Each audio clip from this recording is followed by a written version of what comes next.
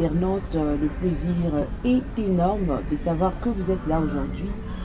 Entre moi et vous, nous allons beaucoup apprendre sur un sujet là de la santé, un sujet aussi important sur la planification familiale. Nous allons savoir avec le docteur Yanga.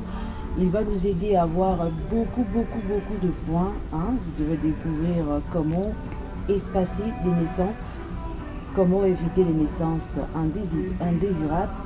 Comment, ces questions, à toutes ces questions, vous aurez des réponses tout à l'heure avec docteur Yanga. Bonjour docteur. Bonjour madame. Vous allez bien, journaliste. Oui, pour moi je me porte bien, Dieu merci. Nous sommes ravis de vous recevoir aujourd'hui de manière à éclairer le grand public sur ce sujet important, la planification familiale. Madame, mademoiselle les journalistes, c'est un sujet très important et qui est connu depuis des antiquités, depuis le Moyen-Âge et jusqu'à maintenant. L'homme cherche toujours à diminuer les grossesses ou à éviter les grossesses. Entrer en matière, je peux vous donner un exemple. Vous savez qu'il n'y a pas que la grossesse, il y a aussi ses méfaits. Lorsque nous sommes entrés dans ce pays en 74, on a enregistré beaucoup de grossesses à l'UNASA, Université Zaïre Université nationale du Zaïre. Pourquoi? Parce que il y a des filles qui venaient de Kasaï, de l'Équateur, de Bandundu, et qui venaient ici. On avait qu'une seule université, et qui étaient accueillies, reçues par ce qu'ils appelaient les grands, les protecteurs. En fait, c'était pas des protecteurs, c'était des garçons qui étaient en deuxième doctorat ou en premier doctorat ou en licence, qui accueillaient ces filles-là, non pas nécessairement pour les encadrer dans le bon sens, mais ils en profitaient aussi pour abuser d'elles.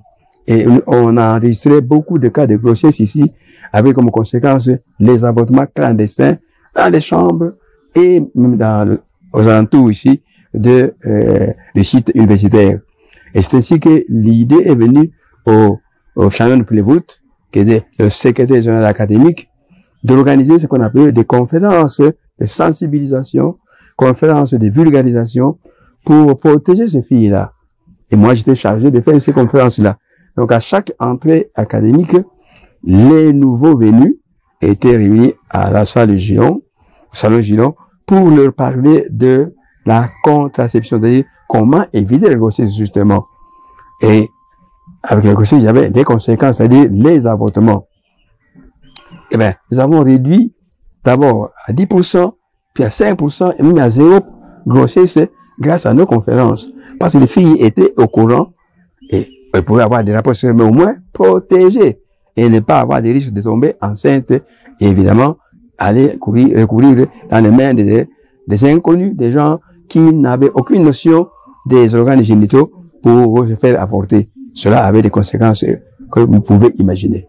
Actuellement, il y a beaucoup d'universités, vous savez, et il y a le nombre de filles ici, il y en a beaucoup quand même, il y en a beaucoup, mais à ma connaissance, on n'organise plus ces grandes conférences d'accueil, de sensibilisation pour les étudiants et étudiantes. Parce qu'il n'y a pas que les grossesses, il y a aussi d'autres façons de vivre à l'université qu'on doit leur apprendre quand ils arrivent ici. Parce qu'on a terminé les études secondaires, le lycée, les collèges, etc. Mais à l'université, c'est un autre monde. Et les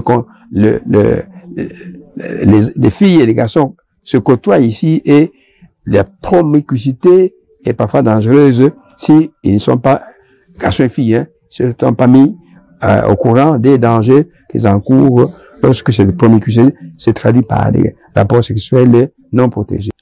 Déjà, dans l'Antiquité, les hommes demandaient aux femmes, après rapport sexuel, de se secouer, de se mettre debout, de tousser, et même parfois de ventre. C'est des méthodes archaïques, mais déjà l'homme savait déjà comment éviter la grossesse.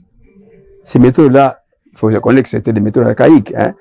Sauter, tousser, couper le ventre, etc., pour faire sortir les spermes, c'est-à-dire la sémence qui était déjà connue comme étant la source de la grossesse.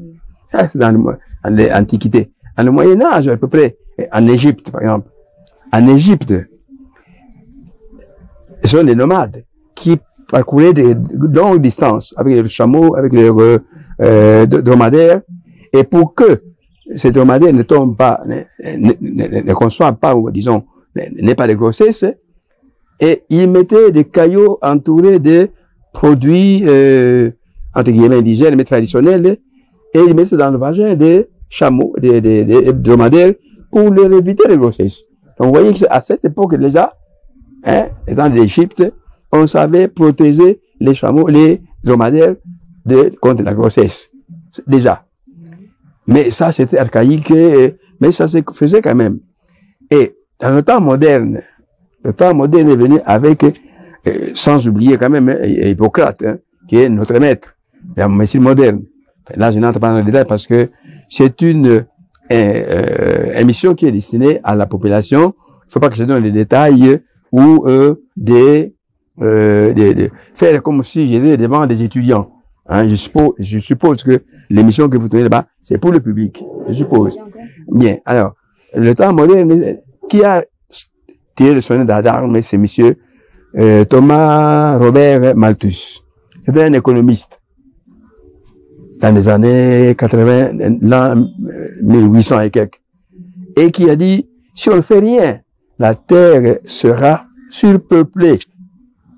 Donc, il faut qu'on prenne déjà des mesures pour réduire le nombre de bouches à nourrir. Ça, c'est l'expression qu'il a utilisée. Il faut penser à diminuer le nombre de bouches à nourrir. Ça, c'est Malthus. Et, le soir de poser la question, mais comment il faut faire? Bah, il y a beaucoup de méthodes. Il a des méthodes que les gens n'ont pas acceptées. Par exemple, l'infanticide. Par exemple, infanticide, tuer les enfants. Les avortements provoqués. Alors, c'est ainsi que les gens ont dit non, non, non. Ces méthodes-là, ça ne va pas du tout, du tout. Alors, les savants, les chercheurs ont trouvé des méthodes, des moyens modernes acceptables par l'homme, par le couple, par la population. C'est ainsi qu'on est passé à des méthodes naturelles et des méthodes non naturelles, artificielles. Ainsi donc, puisque on a trouvé des moyens qui ne font pas peut-être mal au couple ou à la femme, et on a voulu vulgariser cette notion, cette idée de Malthus qui voulait diminuer le nombre de bouches à nourrir, mais en trouvant des moyens, des moyens qui ne sont pas nuisibles ni à la femme, ni à l'homme, ni à la population. Ces méthodes, comme je l'ai dit, sont divisées en plusieurs étapes, en fait, disons, il y a des méthodes naturelles et des méthodes naturelles. Une autre méthode naturelle, bon, quand on appelle la surveillance, ou la méthode d'observation, c'est-à-dire la période où, quand l'homme sait que cette période-là est mauvaise, ben, on s'abstient. Et ces méthodes sont connues, il y en a beaucoup, j'en cité quelques-unes, qu'on apprend au couple et à la femme. Par exemple, on les apprend à l'hôpital aussitôt qu'ils sont mariés. Exactement.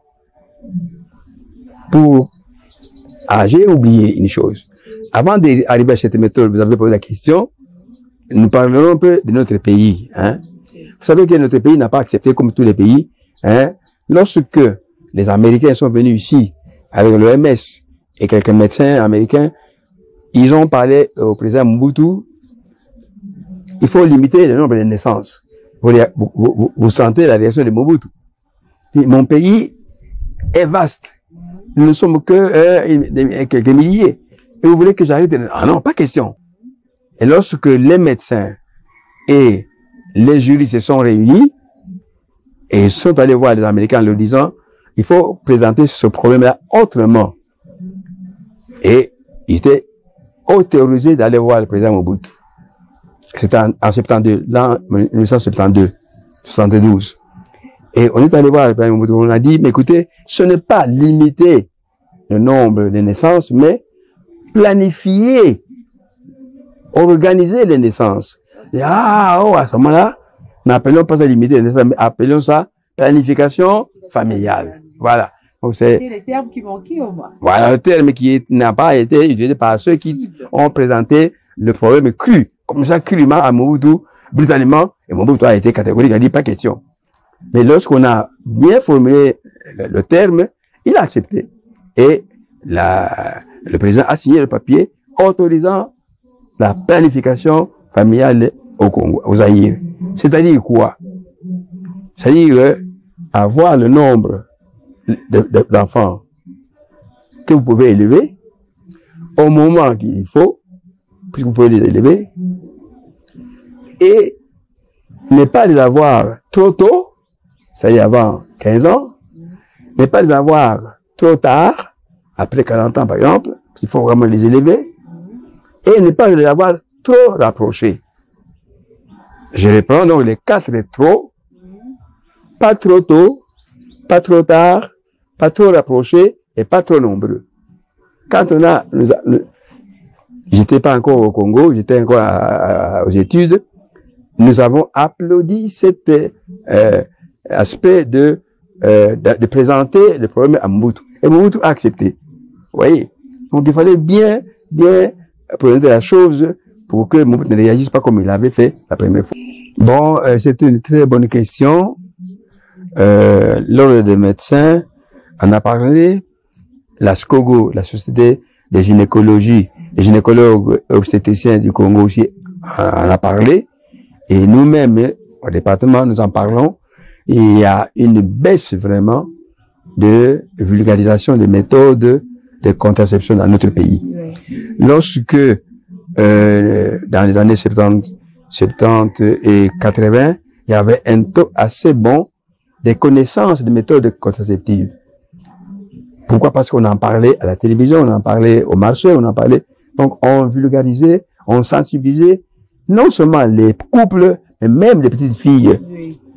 Et dans les écoles, on enseignait, il y avait on appelait ça l'éducation à la vie, je crois. Hein? Oui, c'était ça. Oui. Alors, les filles, les mamans, les garçons étaient au courant des méthodes contraceptives.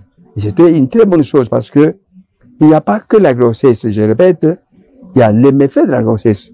C'est-à-dire les avortements clandestins qui sont faits, pratiqués dans des maisons qu'on appelle igablo, soi-disant des infirmiers, des médecins, et qui exposent les femmes à la mort. À la mort.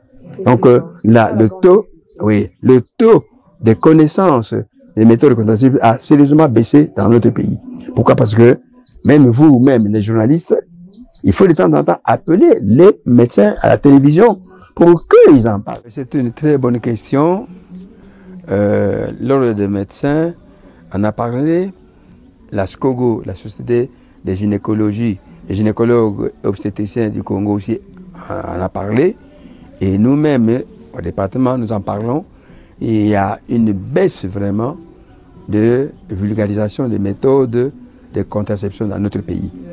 Lorsque, dans les années 70 et 80, il y avait un taux assez bon des connaissances des méthodes contraceptives. Pourquoi? Parce qu'on en parlait à la télévision, on en parlait au marché, on en parlait. Donc on vulgarisait, on sensibilisait non seulement les couples, mais même les petites filles. Oui. Et dans les écoles, on enseignait, il y avait on appelait ça l'éducation à la vie, je crois. Hein? Oui, c'était ça. Oui. Alors, les filles, les mamans, les garçons étaient au courant des méthodes contraceptives. Et c'était une très bonne chose parce que il n'y a pas que la grossesse, je répète, il y a les méfaits de la grossesse. C'est-à-dire les avortements clandestins qui sont faits, pratiqués dans des maisons qu'on appelle igablo, soi-disant des infirmiers, des médecins, mais qui exposent les femmes à la mort. À la mort. Donc le taux de connaissance des méthodes contraceptives a sérieusement baissé dans notre pays. Pourquoi? Parce que même vous, même les journalistes, il faut de temps en temps appeler les médecins à la télévision pour qu'ils en parlent. Hein, au lieu de parler des histoires, je m'excuse beaucoup, qui n'ont ni queue ni tête, parler des choses qui rendent, qui sont, voilà, pour la société, qui sont utiles pour la société. Et voulez-vous que j'ouvre une parenthèse? Lorsque j'étais au Parlement, l'avocat, le juriste Makana, le pasteur Badou et moi, gynécologue, nous avons sillonné les lycées pour leur parler des méfaits des avortements provoqués clandestins. Et nous étions à Funa, nous étions à Tchang, on était sollicités partout. Parce que les filles, on s'adressait aux finalistes et aux préfinalistes. Et ça, c'était les responsables, les écoles qui étaient 3 à 4 classes et ont donné ces conférences-là. Ça a servi beaucoup, beaucoup à la nation, à la province de Kinshasa. Docteur Yanga, pour ne pas vous interrompre, nous posons la question, est-ce que si problème revient, c'est la faute, on va combler la faute à qui? Soit au gouvernement congolais, soit au ministre de la tutelle de la santé publique, ou soit les enseignants également. À qui est-ce qu'on pouvait au moins faire appel de la prise de conscience, soit revenir par des sensibilisations à chaque fois pour aider notre pays? La question est très, très, très pertinente et très bien posée.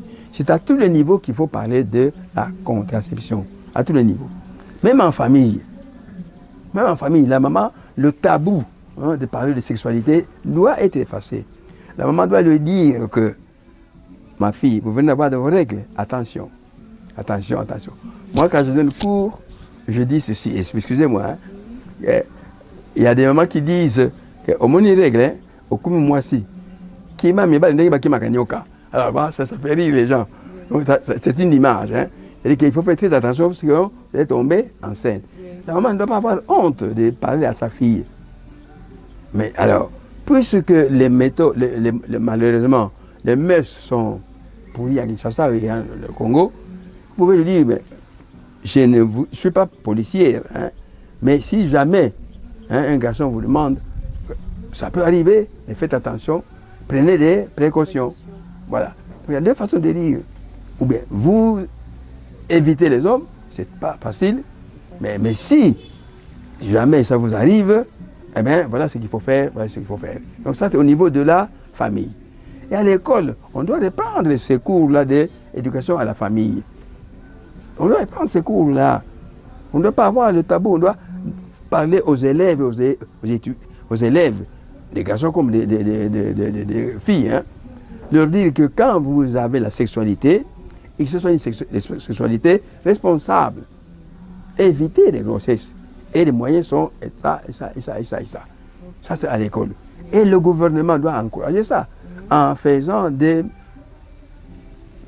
propagandes, des sensibilisations, en passant par les médias que vous êtes. Pourquoi pas au marché? Pourquoi pas non, partout avec des... Faites attention, ce n'est pas...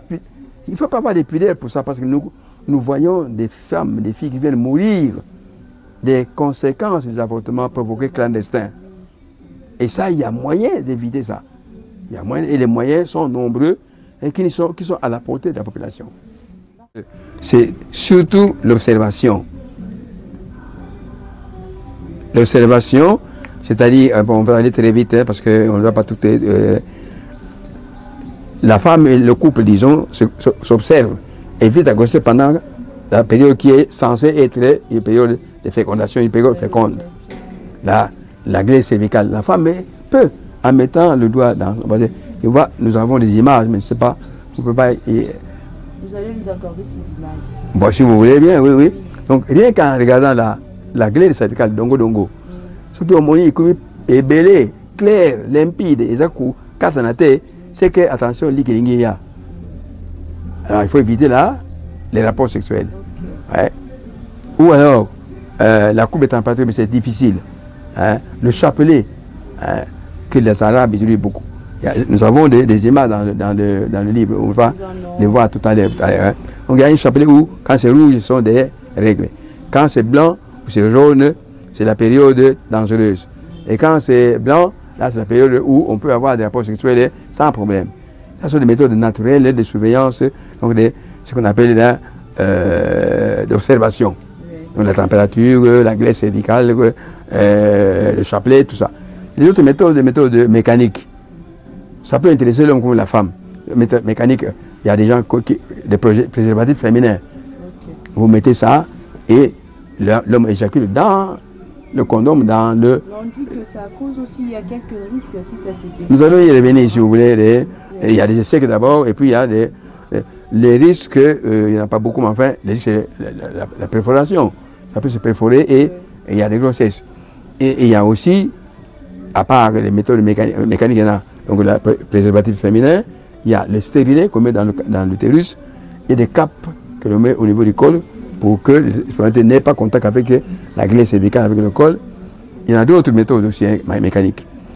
Et dans les méthodes hormonales, ça, il y en a beaucoup. La pilule qu'on prend chaque jour, avec ses conséquences bien entendu, mais c'est une méthode qui est très efficace. Après la pilule, ça peut être une pilule par la voie orale ou des hormones par la voie injectable, qu'on appelle le dépôt Povera, qu'on injecte tous les 3 mois. Ça dépend de la posologie. Et il y a aussi des méthodes hormonales, mais qui sont par exemple des bâches que l'on met comme un sparadrap que vous mettez sur l'épaule et pendant une semaine, vous êtes protégé.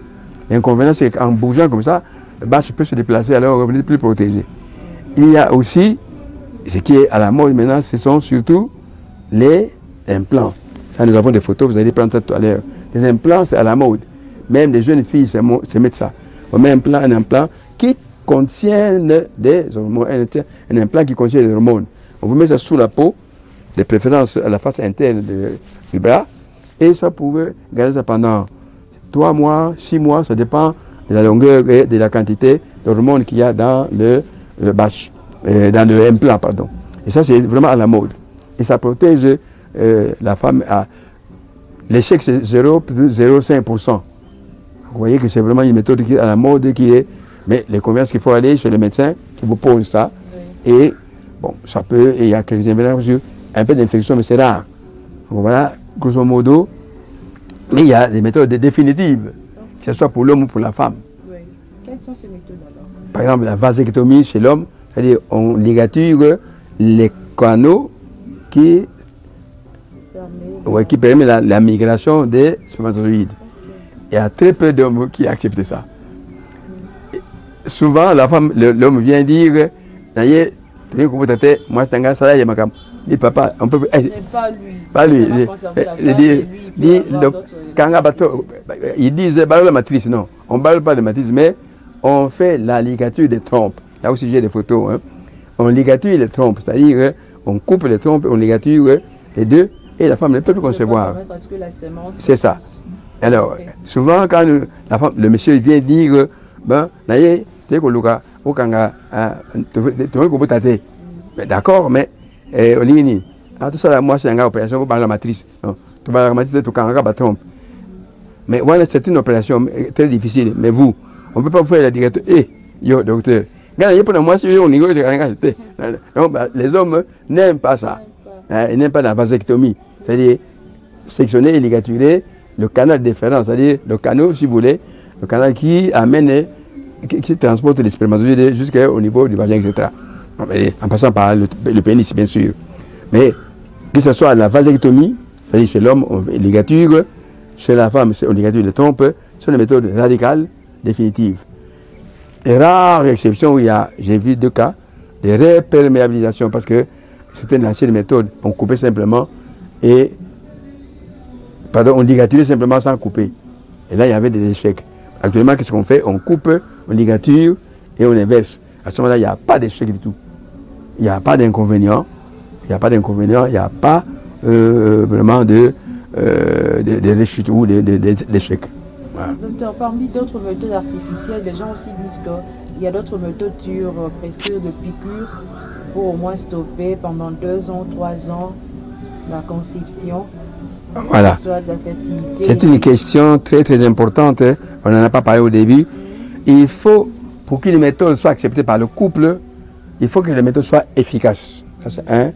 Deuxièmement, il faut qu'elle soit réversible. C'est-à-dire que quand on arrête, la femme peut toujours concevoir. Oui, voilà, réversible. Troisièmement, il faut que la méthode ne soit pas dangereuse, c'est-à-dire innocuité. Il ne faut pas que ça nuise ou à la maman ou en cas d'échec au fœtus. Et enfin, il faut que ce soit accepté. Et l'acceptabilité doit être individuelle ou collective. Ça signifie quoi collective? Par exemple, l'Église. L'Église peut dire, ah, ça c'est donc l'acceptabilité individuelle, c'est-à-dire la femme ou le couple.